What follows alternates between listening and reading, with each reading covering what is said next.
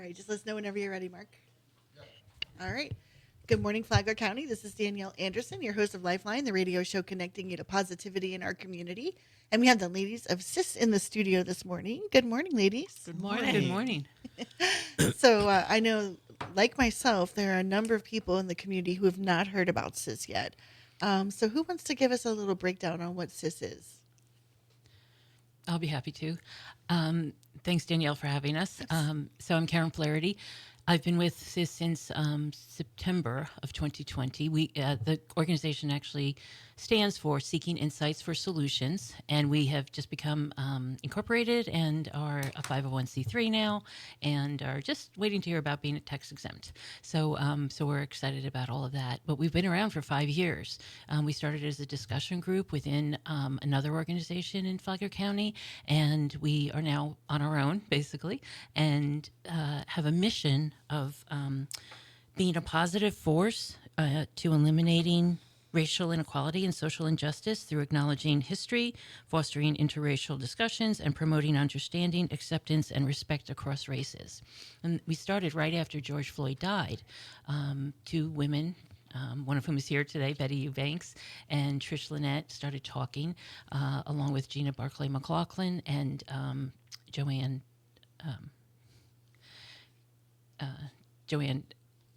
Mason. Thank you.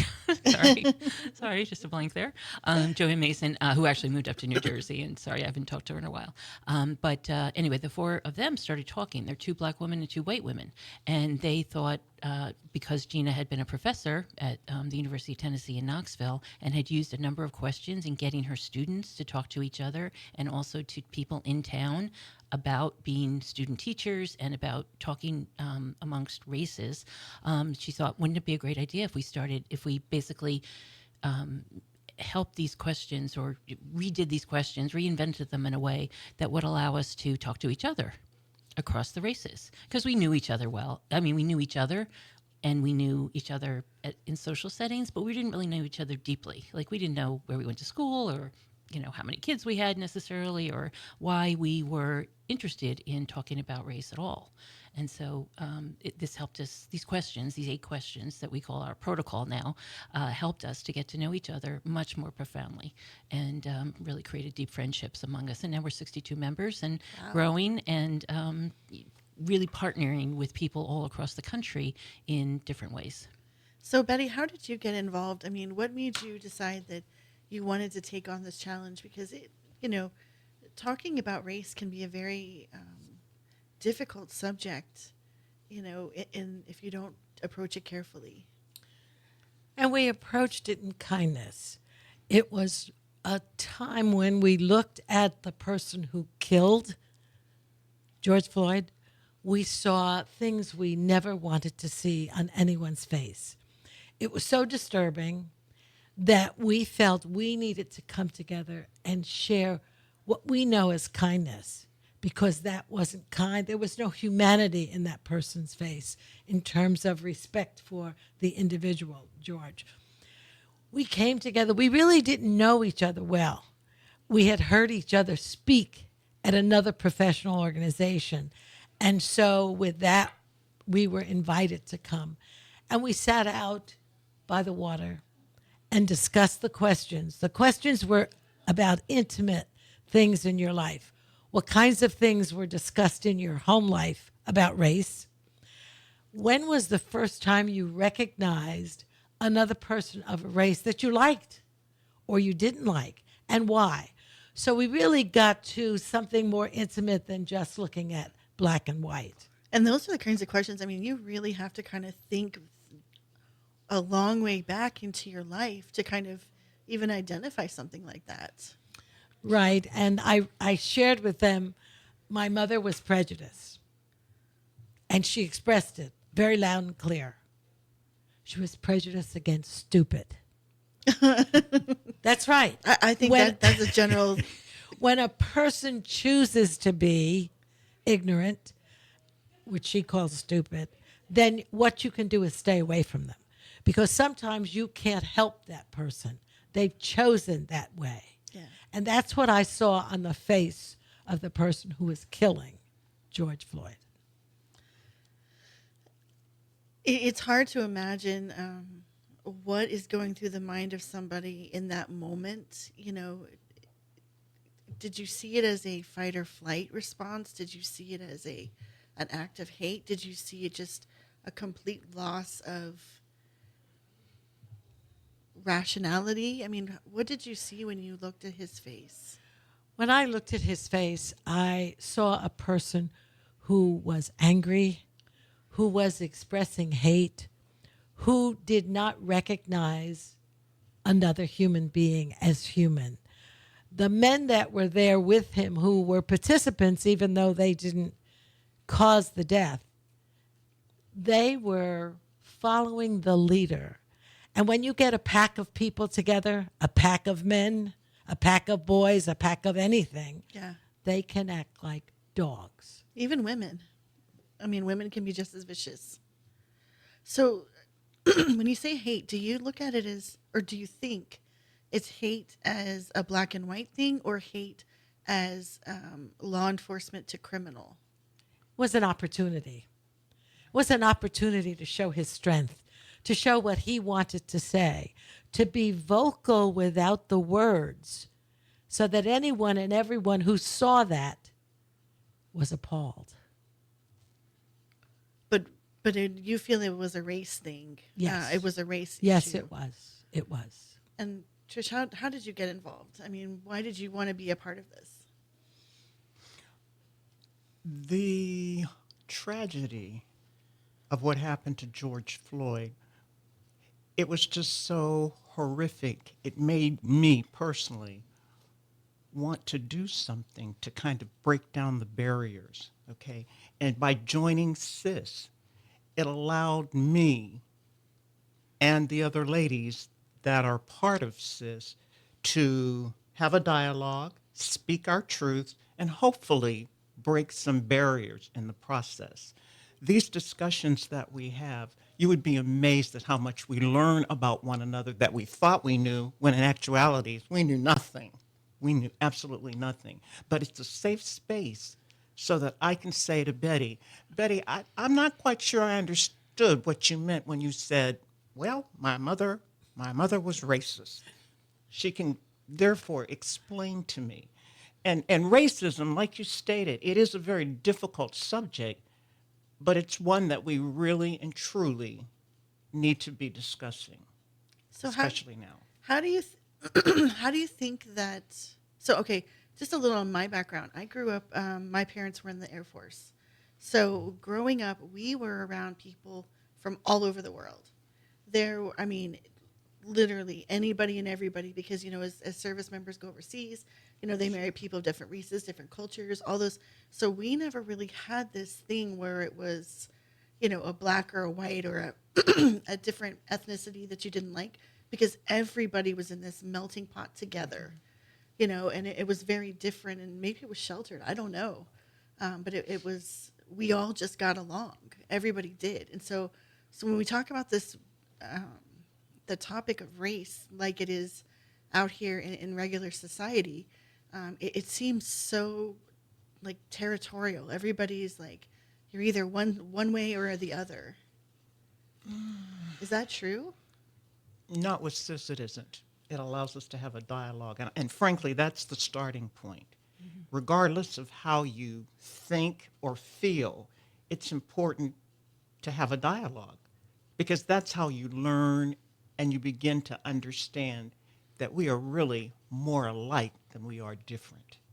There are a lot of similarities, and we find those day to day, Danielle. It's really interesting. And when we did the book, what we realized after we did the interviews, because the interviews were, and I should say that they were one-on-one. They were one black woman and one white woman in our group, and so we had quite a few interviews. And then once we did the interviews one-on-one, then we shared afterward. And most of these were phone calls, because unfortunately it was during COVID. So those would be phone calls. And then we had a Zoom call where we would share with the entire group what we found out. And as Pearl said, we found out that there were so many more similarities amongst us than there were differences.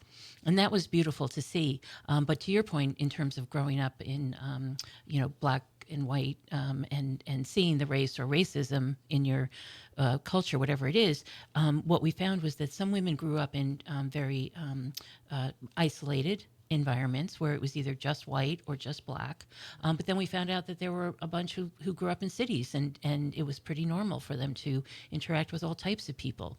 So we've gotten to be such a large group that we have almost every variety of upbringing in our group, and it's as Pearl said, we just continue to learn from that, and we continue to have a good time together, because after 5 years we've really gotten to be great friends, and we have new people coming in, and what they're drawn to is the camaraderie that they see, the love that they see, the empathy that they see, that we are able to be with each other and have such a good time. In fact, we go out to restaurants around here sometimes, and as you can imagine, it's kind of unusual to see black and white women having a good time together. And we wear our scarves. We have this multicolored scarf that we wear. And, usually the owner or the manager or somebody will ask us afterward, why are you, who are you? And why are you getting together? And you seem to be having a good time together. I said, we are, So it's just a way of us spreading what we believe. So did you grow up in a segregated background? I grew up in New Jersey. So we very multicultural. We had black people in our neighborhood. We had Indian people. We had Chinese people. So it was very multicultural. And my father worked at what was AT&T and Bell Labs, and talk about a United Nations of people. So so I grew up with that from an early age, and so I just couldn't understand why people wouldn't like each other. That's kind of where I come from. It's my best friend was Vietnamese. Everybody I hung out with was we were all different, but everybody was just together, I grew up in New Jersey. And In fact, Betty and I were born in the same hospital. Right. Are you kidding? No. Right. These are the similarities that we find out. It's really great. And in finding out these similarities from the group, you find that we are so much alike. And so the experience of this hate event set me way back, because I had friends who were all nationalities. I went to school with them. As a matter of fact, they lived next door. My friend Maria and I were like twins, to the point that we isolated her sister because we were so close. And when you encounter something that is so counter to what you've experienced, it really sets you back. I mean, art was my life, and art is my life. And again, artists are welcoming people, all welcoming. We just enjoy ideas and being together. And that's what we encountered as we got to the personal questions. You may have grown up in a different neighborhood, but as you talked and as we shared, we found that we could just enjoy each other. And I think that's what the whole concept is, being together and getting to know one another. So we're going to take a quick break, and we're going to find out how to make CIS go global. We'll be right back. The same hospital. That's incredible. Yes. In Newark, New Jersey. In Newark, New Jersey. Wow. Were you in the same hospital too? No. I'm a little different. I grew up in a small town in Pennsylvania. And Danielle, this is Pearl Jones, not Trish. Oh, I'm sorry. Yeah, so just Oh. in case you say it again, because she called you Trish. I'm sorry, I called That's you. okay. Well, you can be Pearl. That's fabulous. Okay, so we are back with the ladies of CIS, and we have Karen, Betty, and Pearl, and we're talking about how you guys have formed these bonds and relationships. So this seems kind of like it seems like it would be just intuitive that we all kind of just get along. How do you think we bring that dialogue to the broader community? Good question. And in bringing it to the broader community, we have to admit and embrace the past. Because if you don't understand your past, you're bound to repeat it. And so we look at the past and say, these are the mistakes. These are the things we can correct. And with love and kindness in our heart, we can embrace the future. And that starts in the family. It starts with the children at school. It starts with every single one of us as you walk down the street saying hi. Thank you. So, okay, so do you think that it is helpful or harmful when we are always talking about race and the differences? Or rather than focusing on how we're all more alike? We actually have a member, Lonnie Mathis, who's been kind of coaching us on this recently, to be honest, Danielle, because we don't want to focus on the pain and we don't want to focus on the history that's painful for people, right, or traumatic for people. But we do want to talk about it. So we don't want to say we're colorblind. What we want to say is that we recognize you, we see you, and we embrace the differences, yes, and we embrace the similarities. Really, it's a profound empathy that I think that we're trying to help to spread, right? And we are, to your point, we are partnering with other groups around the country in different ways so that we can either start CIS groups in other parts of the country, but also partner with other groups who are also like-minded and doing same kinds of things that we are and want to do. And the key is just telling the truth. And that's what we do with the hope of breaking down barriers. When you tell the truth, hopefully the person who's hearing it will begin to wonder, is this really so? And that's what we're hoping for. We're hoping to break barriers, build truths, and heal. Help folks heal. Because again, as you stated, racism is a very difficult conversation to have with anyone. And you don't want to ostracize someone by putting it in their face. You really want them to really look at it from both sides, basically. And be curious. But also, when you think about racism, it's like, I think like it's taught. You're taught to be Sure. a racist or have racial biases. So it's like if we start early from a different perspective, or how do we start that from that young age? Not saying don't talk to them because they're black or white, or this person has done this something through history, but say there is some difference. There are some differences, but the greater is so much more. If, in fact, you can introduce to a child the process of making cookies, you roll out the dough, you have a cookie cutter. If you want them all the same, that is very easy to accomplish. That is not the intent. You don't look like him. I don't look like her or her. We are all meant to be different. And in that meaning, there's an objective that we learn to get along, we learn to appreciate, we learn to be fair-minded and recognize this is exactly what we were meant to be, different. But we were meant to appreciate that difference, embrace that difference, kind towards anyone, not because they look like you, because if you look carefully, they don't look like you. No one we does. are all different, yes. Everyone's their own snowflake. Exactly.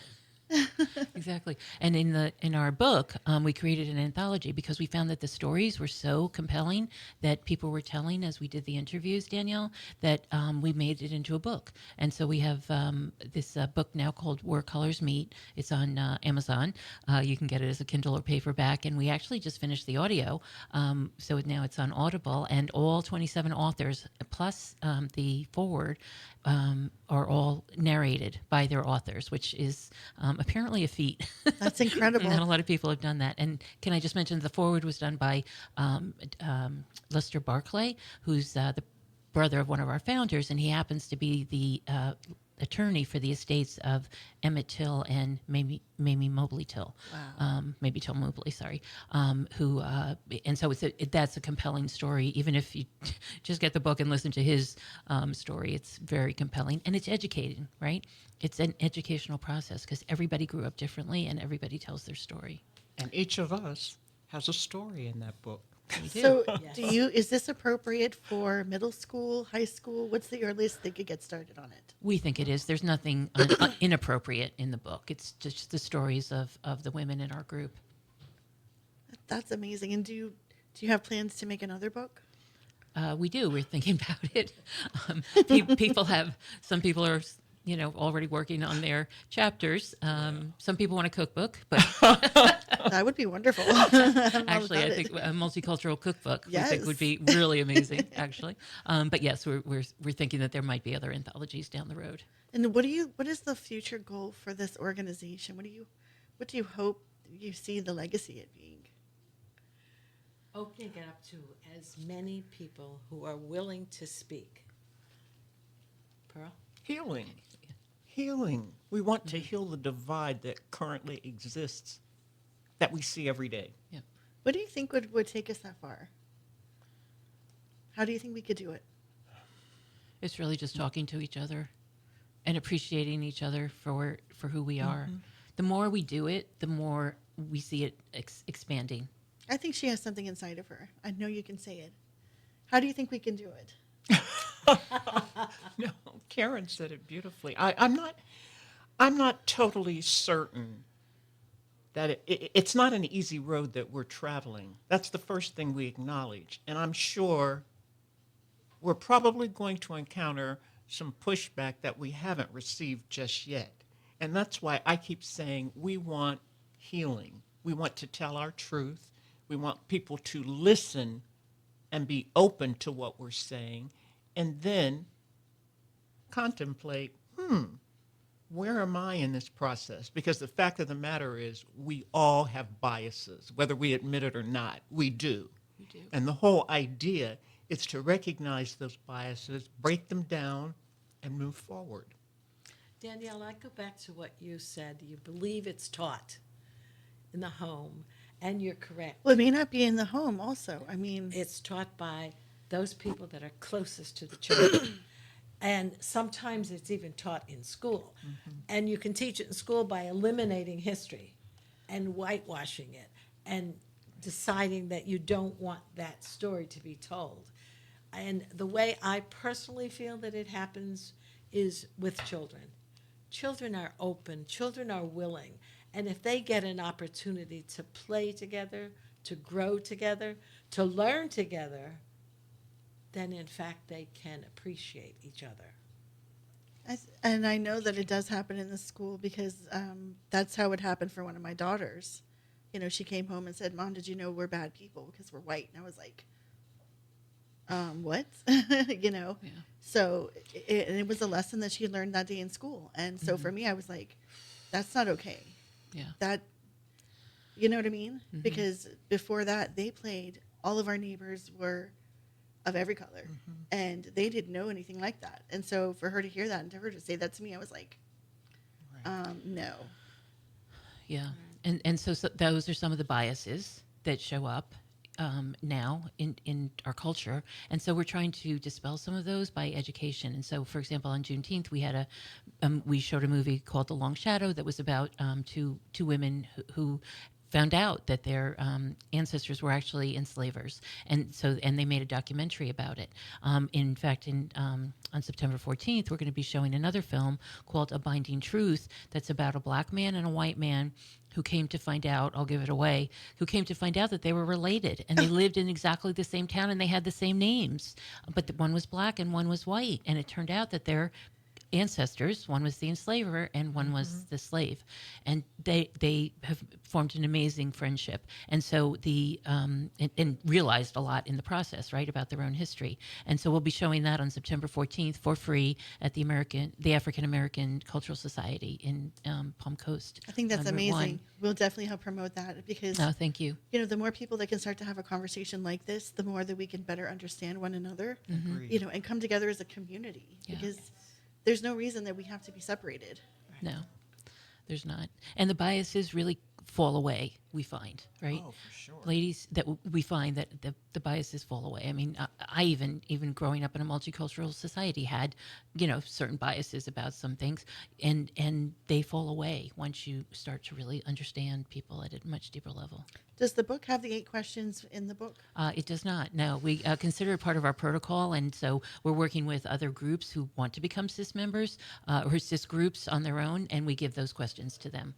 So no, they're not publicly available at this point. I think that would be amazing. And also maybe talking to, a group of youth and having them do a book and see Yes. what their perspective. We were actually involved in the Catalyst Academy over the summer with Dr. Felicia Benzo to help their students, 50 in 3 different high schools around around Volusia County, actually. But we went and talked to them as CIS, and they were really they loved our stories, and we read from some of the book and things like that. So they appreciated the questions and the discussion that went up with it.